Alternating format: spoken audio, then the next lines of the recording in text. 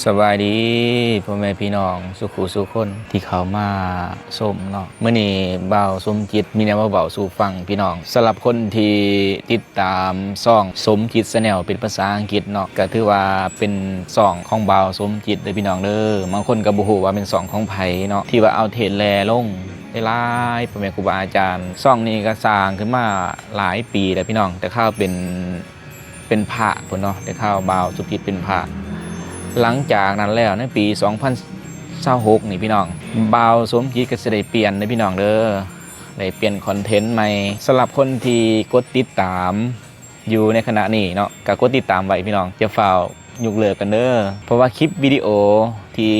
บ่าวสมจิตได้ลงไปเนาะก็ยังคือเก่าพี่น้องบ่ได้ลบเลยพี่น้องเด้อแต่ว่าปี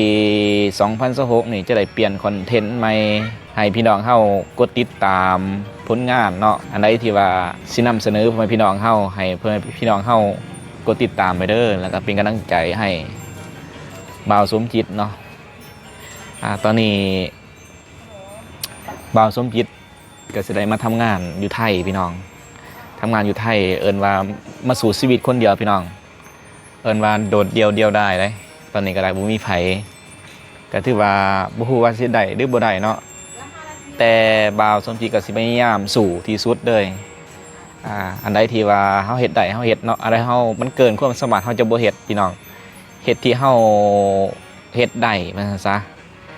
แต่ว่าบางคนก็บ่เข้าใจเนาะโอ้ยมีเป็น2พี่น้อยเนาะอันนี้คือ2นี่เด้อ2บ่าวสมจิตพี่น้องเด้อฝากพ่อแม่พี่น้องเฮาที่กดติดตามอยู่ในขณะนี้แสนกว่าเนาะ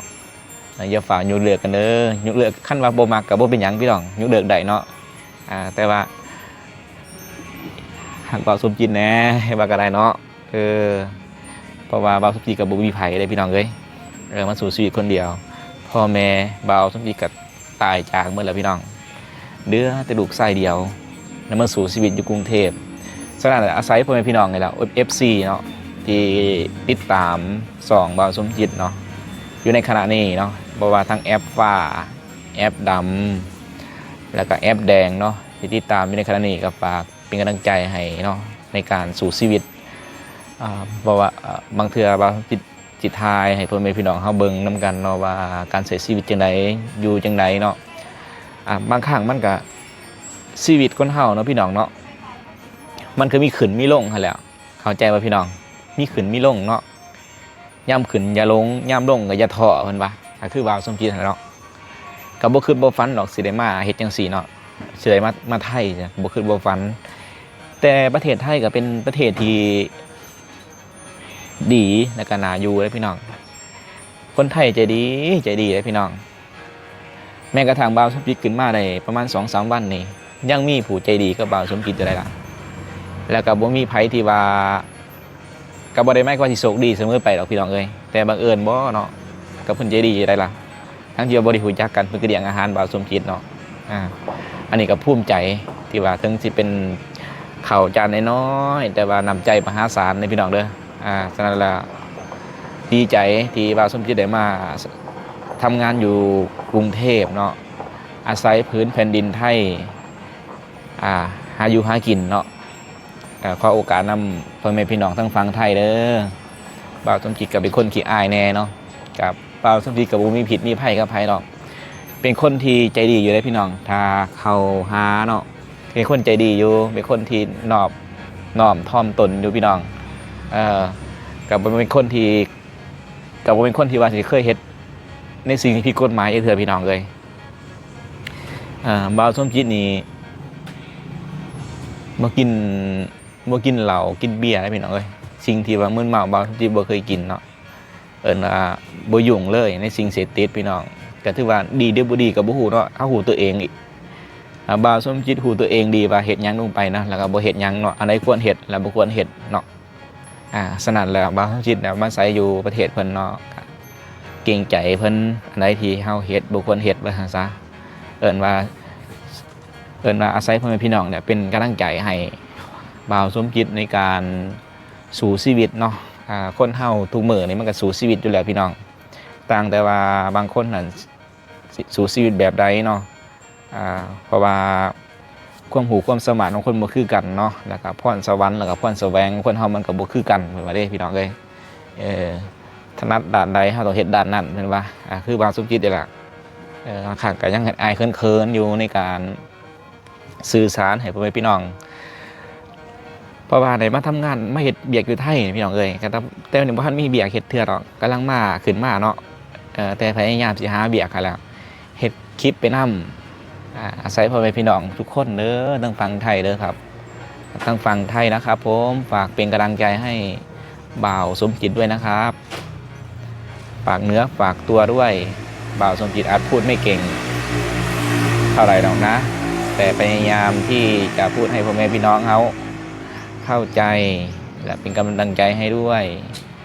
เพราะว่าชีวิตทุกคนต้องดิ้นรนสู้ซนทำงานหาเงินเลี้ยงครอบครัวเลี้ยงตัวเองเนาะอันนี้เป็นสิ่งสำคัญนะทุกคน ว่าวไทยไปก็รู้สึกว่าเขินๆให้อายเนาะพี่น้องเนาะก็บ่เป็นหยังเลยพี่น้องเด้อบ่าวจิเป็นคนลาวบ่เป็นคนไทยเนาะแต่ก็ฟังไทยเข้าใจบ่ได้พี่น้องบ่าวสิก็เขียนในแป้นพิมพ์ภาษาไทยเขียนเป็นเมื่อใดแต่ว่าเขียนมือนี่เขียนบ่เป็นเนาะเขียนบ่คือเขียนบ่เป็นแต่ว่าเขียนไทยนี่สบายเพราะว่ามันซึมซับนี่เนาะคนลาวนี่เบิ่งหนังไทยเนาะสุดหลายเนาะตลกไทยทุกอย่างนั่นแหละใส่สินค้าบางครั้งก็ใส่ของไทยเนาะอันนี้แหละเคิ้นว่าคนลาวคนไทยเคิ้นว่าเป็นพี่น้องกันเป็นว่าสื่อสารกันเข้าใจดีเนาะมีแต่สองประเทศแหละที่ว่าสื่อสารกันเข้าใจโดยว่าจะเป็นที่หาหลามแปรเนาะแต่เฮาประเทศอื่นเนาะอาจจะหาหลามแปรไม่ใช่ว่าเราพูดไทยเราเป็นคนลืมชาติไม่ใช่นะครับผมเราก็รักประเทศไทยเราอยู่ประเทศไทยเราก็รักประเทศไทยรักคนไทยเหมือนกันนั่นแหละเพราะว่าเราเป็นคนด้วยกันใช่ไหมตอนนั้นแล้วฝากพ่อแม่พี่น้องเข้าทุกคนเนาะกดติดตามเป็นกำลังใจให้เด้อซองนี้จะได้มีการเปลี่ยนแปลงนะพี่น้องเนาะปี2026นี่สิบ่ได้เอาคลิปพระลงเนาะถึงสิเอาลงกันโน่นก็ลงให้ฟังถึงพี่น้องเด้อแต่ว่าคลิปเทศต่างๆก็ยังลงก็ยังอยู่ใน2นะพี่น้องเด้อบ่ได้ไปใส่เด้อสำหรับฝาก FC ทุกคนกดไลค์กดแชร์กดติดตามให้บ่าวสมจิตเด้อพี่น้องเด้อเป็นกำลังใจให้เนาะในการสู่ชีวิตของคนเฮามันก็บ่คือกันพี่น้องคือบ่าวสมจิตนั่นแหละย้อนว่าบ่มีแล้วเนาะจึงเลยมาสู่ชีวิตดิ้นรนอยู่กรุงเทพถือว่าเป็นครั้งแรกเนาะในปี2016ที่บ่าวสมจิตได้ขึ้นมากรุงเทพแล้วก็มาเรียนรู้หาประสบการณ์ใหม่ๆในการใช้ชีวิตแล้วก็ในการดำรงชีวิตพี่น้องสนั่นให้พี่น้องเฮาทุกคนที่เป็นคนไทยนี่ว่าคนต่างประเทศก็ดีเนาะฟังลาวฟังไทยช่วยซัพพอร์ตบ่าวสมจิตเด้อพี่น้องเด้อหักหน่อยๆแต่หักนานๆนะจ๊ะนะขอบคุณครับ